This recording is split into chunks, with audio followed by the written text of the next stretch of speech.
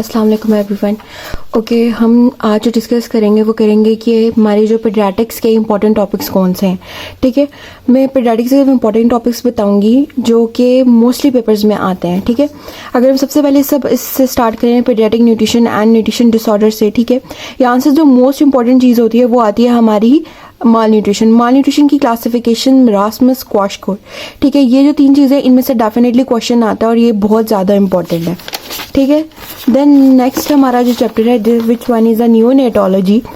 Neonatology में से क्या होता है कि नियोनेटोलॉजी में से मोस्टली जो मोस्ट इंपॉर्टेंट है वो neonatal resuscitation, then birth asphyxia, prematurity, RTDS, ठीक है, neonatal sepsis and jaundice neonatorum and infant of the diabetic mother and haemorrhagic disease of the newborn infant.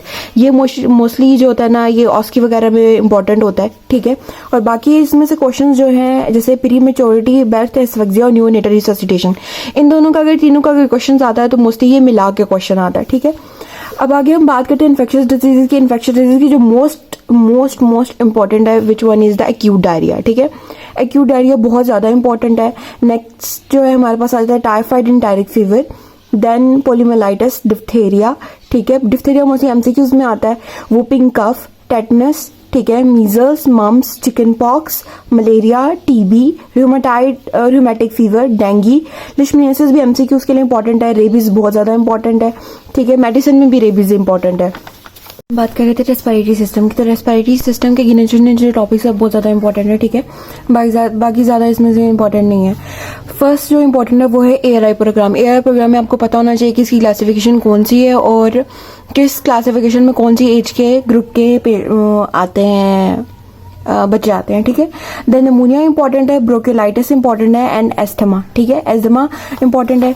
Then GIT में से सबसे ज़्यादा जो इंपॉर्टेंट है coeliac disease, then acute hepatitis, acute viral hepatitis, ये सारे आपको आने चाहिए।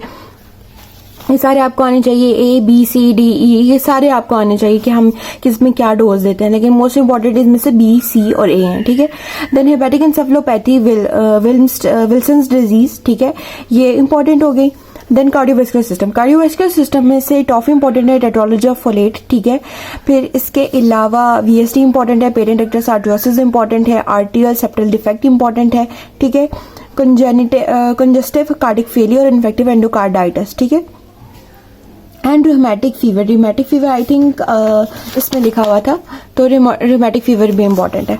ठीक है, न्यूरोलॉजिकल डिसऑर्डर्स में आपके मेनिंजाइटिस बहुत ज़्यादा इंपॉर्टेंट है। पायोजेनिक और जो TB मेनिंजाइटिस है, इस पर डिफरेंस आता है। ठीक है, इन दोनों में से किसमें कौन से जो बैक्टीरियल है उसमें न्यूट्रोफिल्स, अच्छा, ये न्यूरोलॉजी में से पायोजेनिक ट्यूबरकुलोसिस में से डिफरेंस, मतलब इसका डिफरेंस आपको पता होना चाहिए कि किसमें न्यूट्रोफिल्स इंक्रीज कर रहे हैं और किसमें लिम्फोसाइट इंक्रीज कर रहे हैं। ठीक है, इसका सिनेरियो ना इसी तरह से ही आता है। ठीक है, आगे फिब्राइल कन्वर्जन्स। ठीक है, ये आपको पता होना चाहिए कि फिब्राइल कन्वर्जन्स की एज बहुत ज़्यादा इंपॉर्टेंट होनी चाहिए, क्योंकि फिब्राइल कन्वर्जन्स और मेनिंजाइटिस में इसका सिनेरियो मिलता जुलता ही होता है। देन एपिलिप्सी वो बहुत इंपॉर्टेंट है, सिरस एपिलेप्टिकस इंपॉर्टेंट है। ठीक है, सेरेब्रल पाल्सी इंपॉर्टेंट है।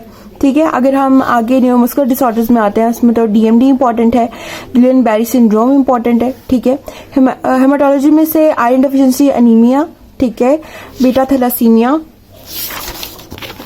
एंड नेक्स्ट इज हमारे हीमोफीलिया A-B, इसके आपको पता होना चाहिए। ठीक है, इसमें मतलब MCQs वगैरह के लिए इंपॉर्टेंट है।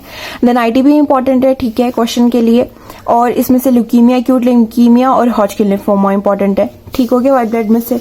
आगे एंडोक्राइन में से शॉर्ट स्टेचर इंपॉर्टेंट है, हाइपोथायराइडिज्म बहुत इंपॉर्टेंट है, डायबिटीज मेलाइटिस इंपॉर्टेंट है, एंड रिकेट्स। ठीक है, और आगे रूमेटिक डिजीज में से जुवेनाइल इडियोपैथिक आर्थराइटिस इंपॉर्टेंट है, SLE इंपॉर्टेंट है, हिनॉक्सशॉलिन पर्परा इंपॉर्टेंट है। ह्यूमन जेनेटिक्स में से आपके सिंड्रोम्स इंपॉर्टेंट है, डाउन एडवर्ड, ठीक है, टर्नर सिंड्रोम, क्लिनर-फिल्टर सिंड्रोम, ये इंपॉर्टेंट है। इसके अलावा आपको API शेड्यूल और IMNCI भी आना चाहिए। ठीक है, देन नेफ्रोलॉजी में से हमारे acute post streptococcal glomerulonephritis important है, नेफ्रोटिक सिंड्रोम इंपॉर्टेंट है। ठीक है, UTI इंपॉर्टेंट है। देन हमारी पेडियाट्रिक सर्जरी की अगर हम बात करते हैं तो पेडियाट्रिक सर्जरी के सारे क्वेश्चन इंपॉर्टेंट है। पेडियाट्रिक सर्जरी में से कुछ भी आ सकता है, ये सारे कवर करने हैं।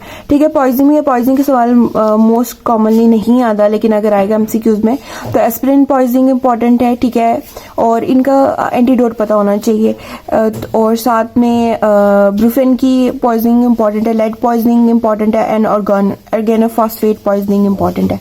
ठीक हो गया। दिस इज ऑल पीट्स का syllabus. Hope so you guys like this video. Please like, comment and share.